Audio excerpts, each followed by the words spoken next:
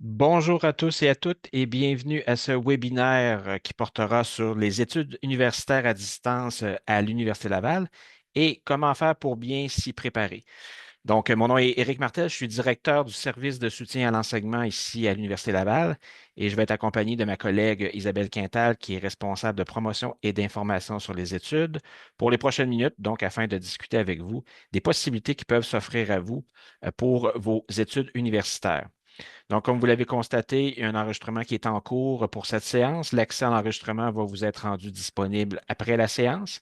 Si vous avez des questions, n'hésitez pas à les poser directement dans l'outil de questions-réponses et nous pourrons lui répondre à vos questions à la suite de cette présentation.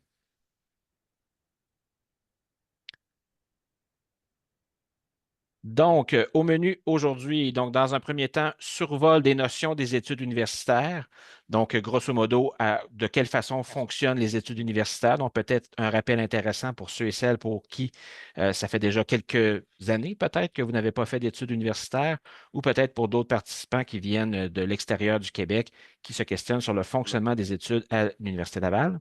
Par la suite, la flexibilité des études à l'Université Laval. Donc là, c'est là qu'on va exposer les différentes formules d'enseignement qui sont possibles pour vous.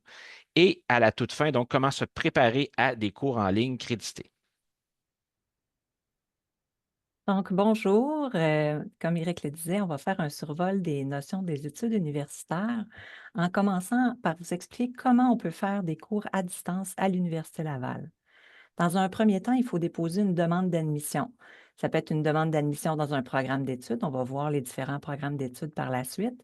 Ça peut être de déposer une demande d'admission aux études libres pour suivre un ou deux cours spécifiques sans vouloir suivre un programme au complet.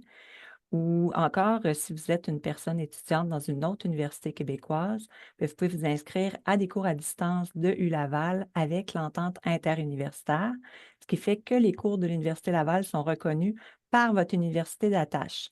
Ça peut être particulièrement intéressant pour les cours hors discipline que vous pouvez faire à la session d'automne, d'hiver ou encore à l'été. Dans tous les cas, quand vous déposez une demande d'admission à un programme, ce n'est pas avec une formule d'enseignement, c'est vraiment en lien avec votre programme. À chaque session, vous allez choisir la formule d'enseignement de vos cours en fonction de ce qui est offert. Vous pourriez donc décider de faire un cours en classe, par exemple, dans votre cheminement, si ce cours vous intéresse et si vous êtes en mesure de vous déplacer sur le campus à Québec. Toutefois, si vous souhaitez faire votre cheminement complètement à distance, consultez le site distance.ulaval.ca pour connaître nos 150 programmes d'études qui se réalisent entièrement à distance.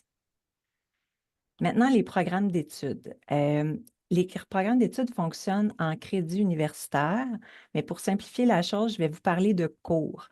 Donc, règle générale, un cours est 3 crédits universitaires. Donc là, quand on voit le microprogramme, notre boîte rouge, c'est entre 3 et 5 cours, donc 9 à 15 crédits, donc 3 à 5 cours. Le certificat, c'est 10 cours. Le baccalauréat, ça peut être de 30 à 40 cours selon le programme. Pour le deuxième cycle, ben, c'est la même logique. Le microprogramme est de la même durée, 3 à 5 cours. Le DSS est l'équivalent du certificat, mais au deuxième cycle. Et la maîtrise est de 15 cours. Pour ce qui est du doctorat, ben, c'est particulier, ce n'est pas nécessairement en cours. Là, on va le calculer en crédit, donc c'est 90 crédits. Comme vous voyez dans notre image, les boîtes semblent s'imbriquer un peu l'une dans l'autre. C'est qu'il est possible d'avoir ce qu'on peut parler de principe de programme gigogne, c'est-à-dire que dans une même discipline et dans un même cycle d'études, on peut passer d'un programme à un autre. Comme par exemple, je décide de faire le microprogramme en droit qui est de 5 cours. Je fais ce cheminement-là et par la suite, je décide de changer au certificat et certains cours sont reconnus. Ce qui est important, c'est que si vous avez déjà l'idée de le faire, de viser un certificat, comparez bien les structures des 2 programmes pour que ce soit les mêmes cours, le même sigle de cours qui est dans les 2 programmes afin qu'ils soient reconnus, car ce n'est pas tous les programmes qui sont tous les cours, pardon, qui sont reconnus dans les programmes du niveau supérieur. Puis c'est possible de toute façon quand même de prendre un cours, qui vous intéresse, qui n'est pas au certificat, mais c'est juste qu'il faut comprendre que votre cheminement va être un petit peu plus long. Il n'y a aucun enjeu à faire vos cours à distance à temps partiel si vous travaillez, par exemple, et que vous voulez y aller petit morceau par petit morceau. Mais ce qui est important de savoir, c'est que vous devez faire au moins un cours par année afin que votre dossier reste actif. Sinon, vous devrez déposer une demande d'admission à nouveau. Pour ce qui est des périodes d'admission, on fonctionne, que ce soit en classe ou à distance, c'est la même procédure. On fonctionne avec des sessions d'automne, d'hiver et d'été. Donc, si vous voyez, les dates d'admission sont variables selon le profil, que vous soyez québécois, canadien hors Québec ou que vous proveniez de l'international. Les dates présentées ici sont pour l'admission tardive des programmes non contingentés et aux études libres. Nous invitons donc à consulter la page d'admission de ULaval pour tous les détails, car il y a des dates qui peuvent varier. Pour ce qui est du coût des études, les droits de scolarité sont les mêmes, peu importe la formule d'enseignement choisie. Ils sont calculés en fonction de votre profil, donc québécois, canadien ou de l'international. Vous payez en fonction du nombre de crédits auxquels vous êtes inscrit. Les cours sont généralement, comme on disait tout à l'heure, de 3 crédits chacun. Nous n'aborderons pas le volet d'aide financière aujourd'hui. Toutefois, si vous désirez obtenir une bourse, nous vous invitons à consulter le site du Bureau des bourses et de l'aide financière à l'adresse qui apparaît à l'écran. Je passe la parole à Éric qui va nous parler de la flexibilité. Alors, qu'est-ce que la flexibilité des études à l'Université Laval? Bien, dans un premier temps, juste pour vous indiquer, l'Université Laval est le leader au Canada quant à son offre de formation à distance, donc avec plus de 150 programmes qui peuvent être réalisés à distance aux 3 cycles universitaires et près de 2000 cours à distance offerts par les 17 facultés de l'Université Laval. Donc, on est vraiment l'université canadienne qui a l'offre la plus importante au Canada.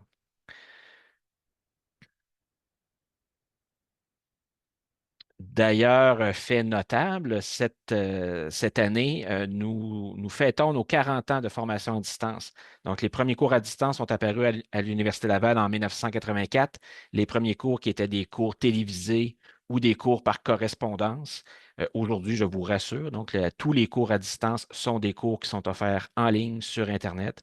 Donc, mais c'est pour vous montrer que notre offre de formation à distance a débuté il y a très longtemps, donc ce qui démontre notre expertise depuis tout ce temps. Donc, pourquoi une offre de formation flexible et pour qui? Bon, dans un premier temps, c'est davantage une question d'accessibilité. Donc, il y a peut-être une notion de distance géographique. Vous êtes peut-être loin des grands centres universitaires, vous êtes peut-être à l'extérieur même du Québec et vous souhaitez profiter d'une offre de formation en ligne importante d'une grande université francophone. Donc, la distance géographique est un élément important. Mais aussi, de plus en plus, l'élément le plus fondamental, c'est la flexibilité temporelle. Donc, ça veut dire que même si, par exemple, vous demeurez tout près de l'Université Laval à Québec, tout près de notre campus, vous n'avez pas la disponibilité pour venir suivre un cours en classe le mardi matin à 8h30. Donc, vous allez prendre à ce moment-là des cours à distance, ce qui vous donne davantage de flexibilité dans la gestion de votre horaire. Et de plus en plus également, ce que l'on voit, c'est des notions de conciliation études, travail, vie personnelle. Donc, peu importe les éléments de votre vie qui prennent du temps là, dans une semaine régulière, mais à ce moment-là, les études à distance peuvent s'insérer dans cette logique de conciliation. Est-ce que la formation en ligne est faite pour vous? Donc, je vous dirais, la réponse est oui. À l'automne 2024, ce qui est intéressant de voir, c'est qu'il y a 36 des étudiants qui sont inscrits à des cours en présence seulement. Il y a 28,4 des étudiants qui sont inscrits à des cours en ligne seulement. Et ce qui est important de constater, c'est que 35,5 des étudiants combinent à la fois des cours en présence et des cours en ligne. Donc, peu importe ce qui vous intéresse, est-ce que vous désirez vous inscrire uniquement à des cours en ligne en étant admis à un des 150 programmes pouvant être réalisés à distance? Ou est-ce que vous allez préférer, par exemple, vous demeurer près du campus, vous êtes dans la région de Québec, vous pouvez vous inscrire à un programme qui est offert uniquement sur campus, mais dans la structure des programmes, il y a probablement des cours à distance qui vont vous être proposés. Donc, à ce moment-là, vous allez tomber dans le 35,5 des étudiants qui vont combiner des cours en classe et des cours à distance. Ce qui est important de comprendre également, c'est que pour nous, souvent la façon qu'on l'explique, c'est un cours, c'est un cours. Donc, peu importe la formule d'enseignement du cours, ce qui est important de comprendre, c'est qu'il va être contributoire dans la structure de votre programme de la même façon. Donc, le cours qui est obligatoire dans votre programme, que vous le suiviez en classe, que vous le suivez à distance, il va être contributoire dans la structure de votre programme. Et en bout de ligne, si vous êtes inscrit, si vous êtes admis à un des programmes qui peut être réalisé à distance, certificat en administration, par exemple, vous allez obtenir le même diplôme, que vous suiviez tous vos cours en classe, tous vos cours à distance ou toutes les nuances entre ces deux extrêmes, c'est le même diplôme qui va vous être accordé. Donc, il n'y a pas une mention comme de quoi vous avez suivi des cours à distance à l'intérieur de votre programme d'études. C'est le même processus d'admission, donc les mêmes exigences, les mêmes dates de tombée, les mêmes frais de scolarité qui vont s'appliquer. La nuance particulière, c'est que c'est en fonction de votre profil que les coûts des études vont être calculés et des crédits étudiants et non pas au fait que ce sont des cours à distance. Donc, c'est les mêmes frais de scolarité qui vont s'appliquer. Et également, c'est le même personnel enseignant. Donc, les professeurs peuvent enseigner des cours en classe, peuvent également enseigner des cours à distance, les autres membres du corps professoral ou membres du personnel enseignant également. Donc, ce sont les mêmes enseignants qui enseignent des cours en classe et des cours à distance. Il y a également ce qu'on appelle un esprit de cohorte. Donc, qu'est-ce qu'on entend par là? C'est que nos sessions universitaires sont les mêmes, que vous suivez des cours en classe ou des cours à distance. Donc, à la session d'automne qui débute au mois de septembre, qui se termine à la fin décembre, la session d'hiver qui débute en janvier, qui se termine à la fin avril. Donc, c'est la même séquence qui vous est proposée. Donc, si par exemple, vous suivez un cours à distance, vous êtes rendu à la semaine 3, par exemple, bien, vous savez que tous les participants qui sont inscrits au même cours à distance que vous sont en train de faire les mêmes lectures, sont en train de consulter les mêmes vidéos, sont en train de préparer les mêmes évaluations. Donc, il y a un esprit de cohorte qui est intégré. Il y a une séquence qui vous est proposée avec des dates de tombée qui sont les mêmes pour tous. Donc, que vous, pour par exemple remettre un travail, il y a une boîte de dépôt qui est disponible pour que vous puissiez déposer votre travail. Et vous allez peut-être avoir un examen final à réaliser. Donc, c'est la même date pour tous les participants au cours. Donc, il y a vraiment un esprit de cohorte qui est créé. Vous êtes tous dans la même situation. Vous suivez tous la même logique, la même séquence durant votre cours. Il y a 4 formules d'enseignement qui sont possibles à l'Université Laval, donc on va les examiner une par une. Il y a des cours à distance, il y a des cours en présence, des cours en formule hybride et des cours en formule comodale. Cours en présence, ça semble une évidence. On est généralement habitué de suivre des cours en présence. Donc, de plus en plus aujourd'hui, il y a des notions d'apprentissage actif, de classe inversée. Donc, il y a vraiment une expérience qui est vraiment très recherchée dans les cours en présence. Mais ça n'empêche pas que vous allez peut-être avoir à en faire si vous suivez un des programmes offerts en classe à l'Université Laval. Ce qu'on veut aussi, c'est que si par exemple vous êtes en formation initiale, vous sortez du cégep, vous inscrivez à un programme campus sur l'Université Laval, un baccalauréat par exemple, mais ce qu'on veut, c'est que vous puissiez profiter de tout le campus.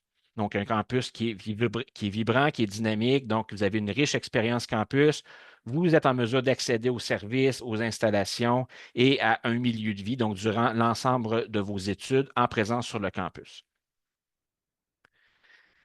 Les cours hybrides, en fait, c'est des cours qui vont à l'intérieur d'une même session. Vous allez avoir des séances qui vont être en classe et des séances qui vont être en ligne, synchrones ou asynchrones. Donc, la séquence qui vous est proposée, elle est déterminée par l'enseignant. Donc, ça peut arriver que l'enseignant vous dise la séance, et ça, vous allez le voir dans le plan de cours lorsque vous allez accéder à votre site de cours, que l'enseignant vous dise la séance 1, 3, 6, 8, vous venez en présence sur le campus. Il va y avoir des activités particulières, des simulations, des débats, des échanges, des laboratoires. Donc, c'est vraiment des activités à ce moment-là à valeur ajoutée qui nécessitent un déplacement sur le campus. Les autres séances qui vous ont proposées à ce moment-là vont être en ligne, encore une fois, qui peuvent être synchrones ou asynchrones. Les cours à distance, c'est des cours qui ne nécessitent aucun déplacement durant la session. Donc, vous n'avez aucun déplacement obligatoire à faire sur le campus de l'Université Laval. Les séances peuvent être consultées entièrement en ligne, Encore une fois, il est possible que vous ayez des moments d'échange synchrone avec l'enseignant ou avec les autres étudiants dans le groupe, mais la plupart de nos cours à distance classiques sont des cours à distance asynchrone où vous pouvez consommer le matériel de la façon au moment où vous le désirez à l'intérieur d'une séquence qui vous est proposée, comme je le disais tout à l'heure, avec les mêmes dates de tombée, les mêmes dates butoirs pour remettre les évaluations. Le cours comodal est un peu particulier. C'est que le cours comodal est offert à la fois en classe physique avec un enseignant qui est dans une salle de cours sur le campus à l'Université Laval et également au même moment en classe virtuelle synchrone. Donc, le cours comodal, ce que ça veut dire, c'est que si vous êtes près de la région de Québec, en fonction de vos disponibilités, vous pouvez venir suivre le cours en classe avec l'enseignant. Donc, l'enseignant à ce moment-là va gérer la classe physique et pour vous, ça devient un cours en classe. Par contre, vous pouvez également décider de rester chez vous, donc de suivre le cours en ligne de façon synchrone et d'être en mesure de poser des questions à l'enseignant de la même façon comme si vous étiez en classe physique. Donc, l'enseignant, ben, je ne vous le cacherai pas, l'enseignant il doit gérer une classe physique et une classe virtuelle au même instant. Donc, ça prend certaines compétences techniques pour être en mesure de faire ça. Mais pour vous, en tant qu'étudiant, c'est quand même très intéressant. C'est vraiment le maximum de flexibilité et vous n'avez pas à annoncer votre choix à l'avance. Donc, vraiment, vous pouvez décider de suivre en classe ou de le suivre en ligne comme vous le désirez sans annoncer votre choix à l'enseignant ou même à la dernière minute, si par exemple, vous devez finalement rester à la maison, un enfant malade, puis vous voulez suivre le cours en ligne. Donc, c'est vraiment entièrement à votre possibilité. Dans certains cas, il est possible d'avoir accès à l'enregistrement. Chaque enseignant décide de la façon de faire. Donc, ça va être très clairement exprimé dans le plan de cours si vous pouvez accéder aux enregistrements des séances synchrones. Donc, si vous avez accès à l'enregistrement à ce moment-là, ce qui est intéressant, c'est que vous pouvez ne pas faire ni un ni l'autre. Donc, vous pouvez même ne pas vous présenter en classe physique ni en classe virtuelle, mais consommer, consulter l'enregistrement qui a été fait de la séance. Mais ça, encore une fois, petite mise en garde. Donc, assurez-vous que cette possibilité existe bien dans votre cours en consultant le plan de cours. Afin de bien s'assurer de comprendre quelles sont les formules d'enseignement qui sont possibles pour vous en fonction du programme qui vous intéresse. Donc, je vous invite à, quand vous consultez l'offre d'études de l'Université Laval, par exemple ici, baccalauréat en sciences de la consommation. Donc, c'est un extrait de la structure. Je vous rassure, il y a davantage de cours pour réaliser un bac complet en sciences de la consommation. Donc, un extrait de la structure. Mais quand vous voyez les cours qui vous sont proposés, vous allez voir certaines pastilles de couleurs. Donc, ça indique que le cours peut être offert dans telle ou telle formule d'enseignement. Donc, comme là, ici, on peut voir qu'il y avait un cours hybride qui vous était proposé. Il y avait également des cours à distance qui vous sont proposés. Donc, ça, encore une fois, c'est vraiment chaque programme qui est différent. Un autre exemple, donc le baccalauréat en génie civil, qui, encore une fois, n'est offert uniquement que sur le campus. Donc, il est impossible de faire un baccalauréat en génie civil entièrement à distance. Par contre, à certains moments, il y a une certaine couche de flexibilité qui va vous être proposée. Donc, certains cours hybrides, certains cours à distance, certains cours en formation commodale également qui vont apparaître ici et là dans votre structure. Donc, en fonction de la mise à l'horaire, à chaque session, vous allez pouvoir voir dans quelle formule d'enseignement les cours ont été mis à l'horaire par le département. Donc, dans ce cas-ci, le département de génie civil qui choisit la formule d'enseignement des cours lors de chaque mise à l'horaire. Donc, je vais prendre le relais pour vous parler de comment on peut préparer les cours en ligne crédités. Tout d'abord, l'Université Laval met à votre disposition un environnement numérique d'études qui s'appelle Mon Portail, qui vous offre vraiment une vision 360 de vos études. Dans Mon Portail, vous allez retrouver vos sites de cours, différents services en ligne, des outils de communication et de planification. C'est vraiment un environnement intelligent, une interface qui est adaptée avec des communications qui vous concernent réellement. Donc, c'est un menu personnalisé qui s'affiche, puis c'est vraiment des messages spécifiques à votre cas qui vont vous être communiqués. Dans Mon Portail, vous allez pouvoir accéder à votre site de cours.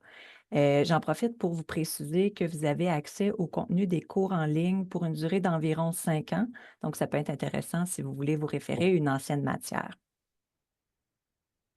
Qu'est-ce que contiennent les sites de cours? Votre site est l'endroit pour consulter votre plan de cours, accéder à votre documentation et aux matériels qui sont déposés par votre enseignant.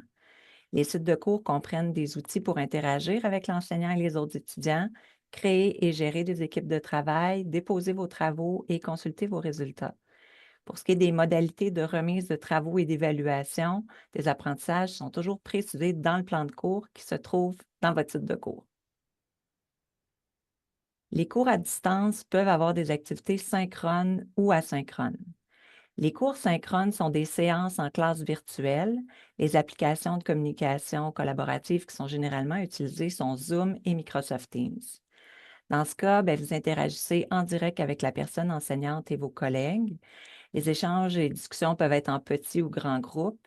Puis vous avez différentes activités pédagogiques telles que l'approche par problème, l'étude de cas, le débat, la visite de conférenciers, les présentations orales, rallye de questions. Vous voyez, là, c'est assez varié. Les dates et les heures des rencontres synchrones sont généralement connues dès la mise à l'horaire des cours, puis elles sont inscrites dans le site de cours et dans le plan de cours. Pour ce qui est des cours asynchrones, c'est composé d'activités pédagogiques qui peuvent se réaliser au moment de votre choix dans la semaine. C'est ce qui vous offre le plus de flexibilité. Dans ce cas-là, vous interagissez avec la personne enseignante et vos collègues par l'intermédiaire d'un forum de discussion. Les activités pédagogiques peuvent prendre la forme de lecture, de consultation de vidéos d'experts, capsules narrées, des conceptions de cartes conceptuelles, rédaction de blogs, portfolios, journal de bord, etc. Certains enseignants vous donnent aussi l'accès à l'enregistrement de la séance. Vous trouverez cette information dans votre plan de cours en début de session et ça s'applique pour toutes les formules d'enseignement. Les types d'évaluation peuvent être variés. Il peut y avoir des travaux individuels ou en équipe, des quiz en ligne, par exemple, ou des examens sur surveillance. Comme plusieurs étudiants à distance sont sur le marché du travail, les examens sur surveillance sont prévus les soirs et les fins de semaine. En plus du campus à Québec, l'Université Laval a 30 centres d'examen où vous pouvez faire vos évaluations sur surveillance. Ils se situent dans différentes villes de la province de Québec, en Ontario et au Nouveau-Brunswick. Si vous êtes à plus de 100 km de ces lieux d'examen, une procédure différente s'appliquera à vous. Pour ce qui est de l'équipement et ressources technologiques, assurez-vous de détenir de l'équipement informatique répondant aux exigences minimales et d'avoir accès aux principales ressources informatiques avant de commencer votre session. Je ne rentrerai pas dans les détails techniques aujourd'hui, mais nous allons vous envoyer un lien avec toutes les informations. Vous avez besoin d'un ordinateur compatible avec les plus récentes versions des navigateurs Internet. L'ordinateur doit être muni d'une caméra. Vous devez également prévoir un casque d'écoute avec microphone pour vos rencontres synchrones, s'il y a lieu. Vous devez disposer d'une suite bureautique à jour. Vous avez Office 365 qui vous est d'ailleurs offert gratuitement pendant vos études. Et évidemment, vous devez avoir une connexion Internet stable. Les étudiants à distance ont accès à plusieurs ressources. La bibliothèque vous propose des ressources et des services pour vous soutenir dans vos études, dont des formations sur mesure, des conseils personnalisés et de l'aide à la recherche. Grâce à l'outil des recherches des bibliothèques universitaires québécoises, vous avez accès à plus de 20 millions de documents. Pour ce qui est du matériel didactique, la Coop Zone vous permet d'acheter tous vos livres, notes de cours, manuels en ligne, même équipements informatiques si vous en avez besoin, avec l'option de les faire livrer à la maison ou de les récupérer à la boutique sur le campus. À noter toutefois que certains cours ne requièrent pas l'achat de matériel, donc consultez votre site de cours pour le savoir. Vous avez également accès à des professionnels à distance pour vous accompagner au cours de vos études. Le Centre d'aide aux étudiants offre des services de soutien et de consultation aux étudiants en matière d'orientation, de réussite scolaire, de bien-être psychologique et de situation de handicap. Il offre de nombreuses ressources en ligne. Je vais vous en présenter d'ailleurs une dans un instant. Il est également possible de rencontrer virtuellement des conseillers en emploi du service de développement professionnel qui peuvent vous accompagner dans les différentes étapes de réalisation de votre projet de carrière. Si vous vivez avec une situation de handicap liée à une limitation fonctionnelle permanente, vous pouvez obtenir des mesures d'accommodement pour vos cours et vos examens. Pour ce faire, prenez rendez-vous avec le Centre d'aide aux étudiants dès le début de vos études à l'université. Pour les parents étudiants, vous pouvez aussi faire reconnaître votre statut afin d'obtenir certains accommodements liés à vos obligations parentales tout au long de votre cheminement à l'Université Laval. Maintenant, la charge de travail. Pour des cours crédités, la charge de travail est équivalente, peu importe la formule d'enseignement.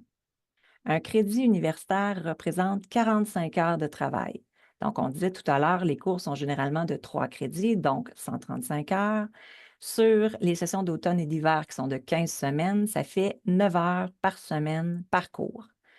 Et il faut prévoir une charge de travail plus importante pour la session d'été, puisque cette fois-ci, au lieu d'être sur 15 semaines, c'est sur environ 11 semaines. Voici maintenant quelques astuces pour intégrer les études à votre vie. On vous recommande de prendre le temps, même avant de commencer vos études, pour vous observer et découvrir quel est votre profil de personne apprenante. Êtes-vous plus efficace et concentré le matin, le soir? Est-ce que c'est plus facile pour vous de morceler en petits blocs ou de vous réserver une grande plage horaire pour faire votre travail? Et très important de prévoir déjà ces blocs d'études à votre agenda pour éviter la procrastination. Nous vous ferons parvenir un article où vous trouverez des conseils pour organiser votre temps et votre environnement d'études en ce sens. Aussi, une bonne façon de vérifier quelle est la meilleure façon d'organiser votre charge de travail est de vous inscrire à un MOOC, qui est une formation en ligne gratuite et ouverte à tous. Les MOOC sont des formations non créditées, donc ça n'impacte pas vos notes, votre cheminement, même si vous ne le faites pas au complet, là, ça ne joue pas sur votre moyenne. La charge de travail est moindre, mais ça vous permet de commencer en douceur, voir comment réintégrer les études à votre vie. Là, comme Éric disait, des fois, ça fait longtemps qu'on est allé à l'école. Puis ça permet aussi de tester l'environnement d'études de l'Université Laval parce que c'est sur la même plateforme que nos cours crédités. Donc, si ça vous intéresse, je vous invite à consulter l'adresse ulaval.ca/oblique MOOC.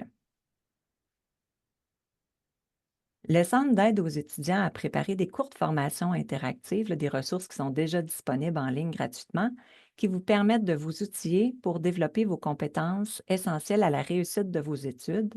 Nous vous invitons à aller les explorer. Donc, ça conclut notre présentation. Je vous rappelle que l'enregistrement sera disponible. Nous allons vous l'envoyer par courriel. Vous allez également recevoir un sondage d'appréciation pour améliorer notre contenu de présentation. Ça serait intéressant que vous nous fassiez part de ce que vous auriez aimé qu'on aborde. Si on a mis de l'accent sur des éléments qui vous semblaient moins pertinents, gênez-vous pas, là, on est très curieux et on souhaite s'améliorer. Euh, Vous pouvez aussi nous contacter. Là, on va avoir une petite période de questions, mais si vous avez des questions spécifiques à votre cas, vous pouvez nous écrire à l'adresse qui est à l'écran. Et vous pouvez consulter le site web distance.laval.ca et vous abonner à nos pages Facebook, LinkedIn qui se trouvent au bas de la page d'accueil et également pour notre infolette. Alors voilà, Priscilla regardait pour les questions. Est-ce que tu en as quelques-unes pour Oui, nous? quelques-unes. Donc, pour les cours qui sont déjà enregistrés ou on parle des cours peut-être synchrones ou asynchrones, c'est-à-dire les cours qu'on suit à notre propre rythme. Est-ce que le coût est le même? Oui, en fait, le coût est le même. Peu importe la formule d'enseignement du cours, il y a un encadrement qui est toujours présent. Donc, encore une fois, que vous suivez un cours en classe, hybride, comodal ou à distance, il y a un enseignant qui va être avec vous tout au long de votre séance. Donc, dans les cours à distance, l'encadrement peut se faire, par exemple, par l'utilisation des forums. Donc, il y a beaucoup de forums qui peuvent être proposés, des questions à débattre, des échanges à toutes les semaines. Si vous avez des questions en lien avec le contenu du cours, les évaluations, par exemple, vous pouvez les poser directement dans le forum, puis votre enseignant, à ce moment-là, va répondre. Mais tout à fait, donc là, c'est le même coût des études, peu importe la formule d'enseignement du cours. Parfait. Et comment je peux m'assurer que le cours que j'ai choisi est uniquement asynchrone? Uniquement asynchrone. Bon, dans un premier temps, il faut regarder la mise à l'horaire. Donc, il faut s'assurer que le cours à distance est mis dans une formule d'enseignement à distance. Donc, ça, c'est dans un premier temps, ça, c'est essentiel. Si vous voyez, par exemple, qu'on parle de les petites pastilles de couleurs, tout à l'heure, je vous disais, si vous voyez un H, si vous voyez un C, donc hybride, comodal, donc là, à ce moment-là, ce n'est pas un cours à distance. Dans le cours à distance, lors de la mise à l'horaire, vous allez voir le cours qui va être mis à l'horaire, par exemple, à la session d'hiver. Là, vous allez voir, il y a un champ texte qui va vous dire est-ce que le cours est synchrone ou asynchrone. Si le cours est synchrone ou s'il y a des plages qui sont prévues, vous allez voir le moment des rencontres qui vont être prévues dès la mise à l'horaire. Donc, vous allez voir, par exemple, tous les mardis de 18h30 à 20h30. Donc là, à ce moment-là, il y a un moment précis. Ça indique que c'est un cours synchrone. S'il n'y a pas de mention de cours, de plage de cours synchrone, à ce moment-là, le cours est entièrement asynchrone et il va y avoir un paragraphe qui va justement confirmer, expliquer que c'est un cours à distance asynchrone. Tu te l'as peut-être répondu en même temps, là, mais comment puis-je voir les plans de cours avant de faire mon choix de cours? Comme là, les choix de cours sont, je pense, demain ou dans les jours qui suivent là, pour la prochaine session. On m'indique que parfois, on n'a pas accès au plan de cours pour pouvoir faire un choix éclairé, à savoir si, par exemple, le cours va être enregistré ou pas, ce genre de choses-là. Oui, ben, effectivement, ce sont des très bonnes questions. Dans les faits, le plan de cours n'est généralement pas accessible avant le début de la session. S'il est accessible, il va l'être quelques jours avant le début de la session. Donc, il y a des indications concernant même l'enregistrement qui sont parfois disponibles dans la mise à l'horaire. Donc, je vous dirais, c'est le principal outil là, pour bien faire son choix de cours. Dans le doute, je vous dirais peut-être de contacter, vous allez voir même le nom de l'enseignant ou le nom du département, de contacter le département, de contacter l'enseignant pour voir quelles sont ses intentions. Mais généralement, l'information, elle est inscrite dans la mise à l'horaire. Mais sinon, effectivement, vous pouvez avoir une. L'obligation dans les faits de l'enseignant, c'est de l'inscrire dans le plan de cours. Mais effectivement, vous n'avez pas accès au plan de cours avant le début de la session. Donc, on vous suggère de consulter la mise à l'horaire ou de contacter l'enseignant avant le début de la session pour être certain. Merci. Est-ce que les règles annoncées aujourd'hui s'appliquent également au cours de deuxième cycle? Oui, même chose. Donc, il n'y a aucune différence à ce moment-là. Donc, les formules d'enseignement, le fonctionnement des cours, l'accès à la plateforme, c'est le même environnement numérique qui est utilisé dans les cours, peu importe le cycle du cours. Tout à fait. Donc, cours, programme, c'est la même logique qui s'applique. Parfait. Vous avez parlé tout à l'heure des parents qui retournent aux études. Est-ce qu'il est possible de faire, vous aviez dit qu'il est possible de faire une demande au service adapté. Est-ce que c'est bien ce qu'on a compris? Bon, quand on a parlé, je crois que c'est Isabelle qui mentionnait cette nuance-là. Ben, en fait, il y a deux choses. Si vous avez effectivement un handicap permanent, une limitation fonctionnelle, physique ou cognitive qui nécessite des accommodements qui sont prévus, ça, c'est une chose. Il y a une procédure qui est prévue. Étudiant-parent, en fait, c'est qu'on vous pouvez déclarer votre statut d'étudiant-parent, puis on verra. Là, Isabelle, je ne vais pas, puis Priscilla, je ne vais pas vous prendre au dépourvu, mais il y a un site là, qu'on peut aller voir Oui. pour l'Association des étudiants-parents où on peut valider quelle information va nous être demandée pour confirmer notre statut d'étudiant-parent. Là, à ce moment-là, ça vous donne davantage de latitude dans la session, même pour être considéré comme étant à temps plein avec moins de crédit qu'à l'habitude. Donc, vous avez droit à certaines particularités là, en tant qu'étudiant-parent. Donc, évidemment, si vous êtes dans cette situation-là, je vous invite fortement à aller confirmer votre statut d'étudiant-parent parce que parfois, l'enseignant va vous demander de cette preuve-là d'étudiant-parent si, par exemple, vous voulez prétendre à certains droits et privilèges là, qui vous sont proposés. Donc, c'est la première étape, ça serait de confirmer votre statut d'étudiant-parent. Parfait. Une petite question sur comment connaître les ouvrages requis pour les cours avant le début de la session pour pouvoir les commander et les recevoir à temps. Quelques semaines avant le début de la session, il y a sur la Coop Zone Donc, il y a un outil pour aller voir dans la section universitaire. Donc, il y a un outil pour aller consulter le matériel didactique que vous devez vous procurer par cours. Donc, il y a un engin de recherche, vous inscrivez le sigle de votre cours et ça va vous indiquer est-ce qu'il y a du matériel spécifique à commander avant le début de la session. Puis effectivement, c'est une bonne pratique. Si, par exemple, vous devez le commander chez Zone, il peut y avoir évidemment des délais de livraison, tout dépendant de l'endroit où vous êtes. Le matériel, si ce sont des volumes par des éditeurs reconnus, souvent même vous pouvez vous le procurer à d'autres endroits si ça vous facilite le travail parce que c'est plus près de vous, par exemple. Donc, ça, c'est une possibilité. Si vous ne voyez pas de matériel qui est disponible dans l'outil de recherche de la Coop Zone, c'est que vous n'avez rien à vous procurer donc avant le début de la session. Donc, tout le matériel va être disponible sur votre site de cours. Ça peut très bien arriver que vous ayez des liens, par exemple, vers des chapitres de livres numériques sur le site de la bibliothèque. Donc, ça, c'est une chose. Peut-être à des accès à des articles universitaires à ce moment-là, encore une fois, sur le site de la bibliothèque. Vous allez peut-être avoir des PowerPoint narrés, vous allez pouvoir avoir peut-être des sites Internet à consulter, des capsules vidéo d'experts, mais à ce moment-là, ça indique que vous n'avez rien d'autre à vous procurer avant le début de la session. Parfait. Et pouvez-vous nous rappeler la date d'admission pour la prochaine session d'hiver? L'admission tardive, c'est le 1er décembre, donc il vous reste quelques jours. Et j'enchaîne avec l'inscription au cours de la prochaine session. Quand est-ce que ça a lieu? Le savez-vous? Ça dépend des groupes d'étudiants. Puis dans tous les cas, il faut être admis à un programme pour s'inscrire au cours. Donc, une fois que votre demande sera faite, que l'université vous l'aura offert et que vous aurez accepté votre offre d'admission, bien là, vous aurez la possibilité, là, vous allez avoir le détail pour savoir quand est-ce que vous pouvez vous inscrire à vos cours. Et je refais un petit tour. Je vois des mains levées, puis là, je ne sais pas si on a répondu à ces questions-là. En fait, les questions à main levée, là, c'est des gens qui voudraient parler en ligne. Donc, ces personnes sont invitées à poser leurs questions dans le module questions et réponses. Parfait. Je vais peut-être enchaîner avec peut-être une petite dernière question. Peut-on assister à un cours comodal en classe et revoir l'enregistrement lorsqu'on se prépare à un examen? Oui, très bonne question. Encore une fois, un peu comme je le mentionnais tout à l'heure, ça dépend de l'enseignant. Donc, est-ce que l'enseignant va rendre accessible l'enregistrement de la séance ou non?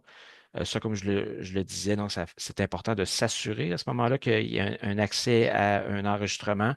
Mais si c'est possible, si c'est déjà prévu, tout à fait. Donc, que vous décidiez de suivre le cours entièrement en classe ou que vous décidiez de le suivre entièrement en ligne, peu importe si vous vous déplacez ou non sur le campus, vous avez accès à l'enregistrement de la même façon.